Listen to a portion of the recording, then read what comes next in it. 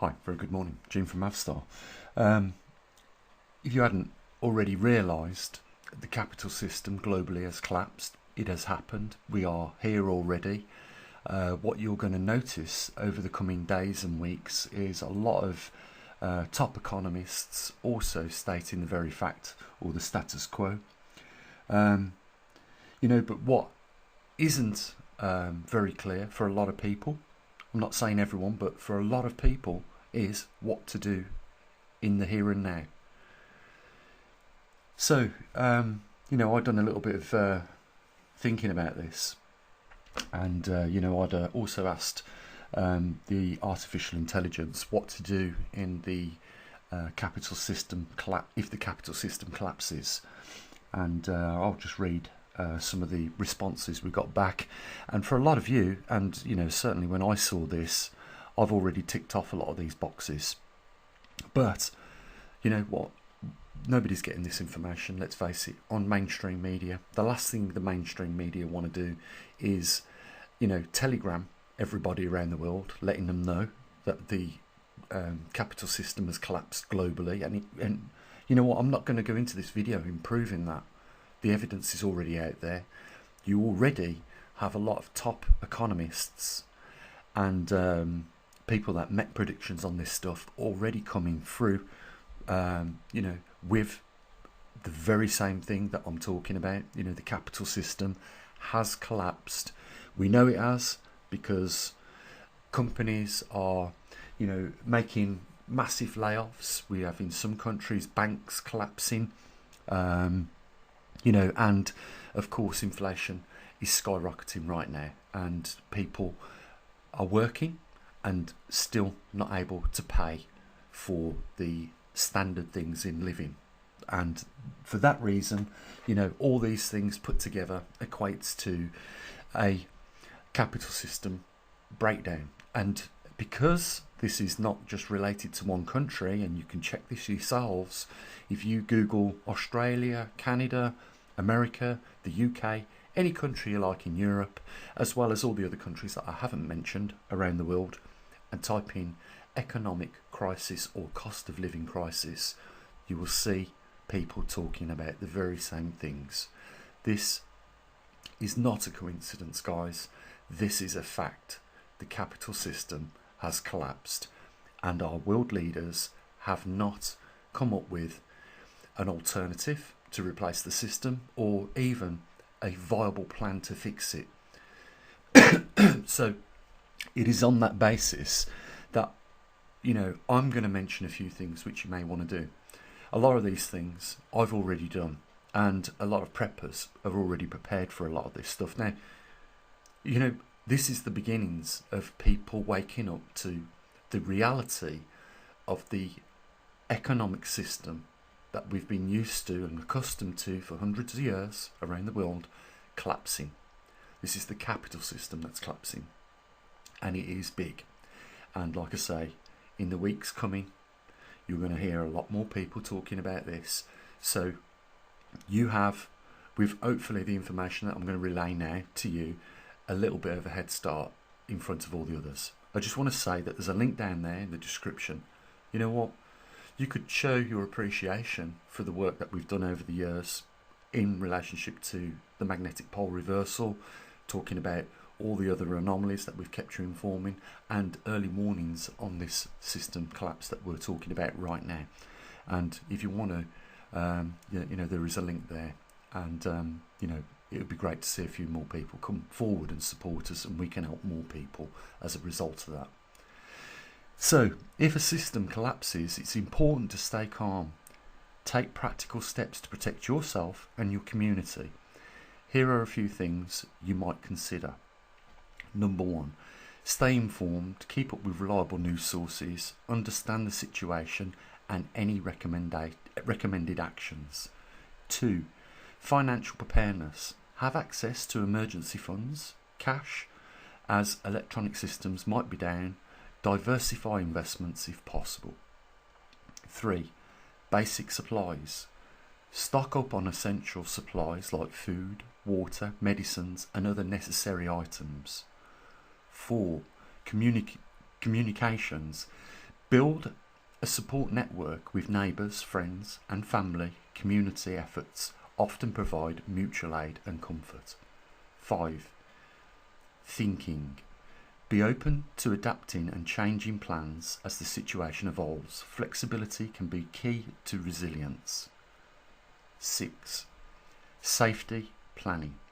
Ensure safety of yourself and your loved ones by having a plan for different scenarios such as evacuations. 7. Skills acquisitions. Learn practical skills like gardening, basic repairs, first aid that could become crucial in a crisis. 8. Engage with local efforts. Cooperate with any local organisations, efforts and incentives aimed at maintaining order and providing aid. 9. Emotional well-being. It's important to care for your mental health during stressful times. Engage in activities that bring comfort and maintain regular communication with loved ones. 10. Participate in solutions. If you have the opportunity and ability to collaborate with others to find creative solutions to challenges faced. And finally, being prepared, resourceful and connected to others can make a big difference in how you experience navigate a system collapse. Remember that the situation is temporary or could be long term, and that communities can be remarkably resilient and resourceful in times of need. There are just 10 things, guys, that you might want to consider. You know, I've been a prepper for a long time and I've extended some of the preps for even, you know, greater and more wider scope scenarios. So the flexibility of my preps can be adapted to a lot of other things. You know, the other thing is having key skills. It's like, you know, I've got a lot of knowledge in mechanics, engineering, fabrication, electronics, programming, you know, and so on and so forth. I can put those skills not only to benefit myself, but to benefit friends and my local community. And if you've got those skills, you know, you certainly want to make other people aware of those, because we don't know how this is going to play out for sure. We can make hypotheses as to how it's going to go down, but you know, we are going to probably end up at some point bartering with each other, so exchanging knowledge for food, or you know, skills for other things like equipment, tools, etc., etc. But we are there now. We're in the gauntlet, 100%. You know, what you're going to hear more of is greater loss of jobs, companies closing the doors, the frequency of international trade is going to slow right down.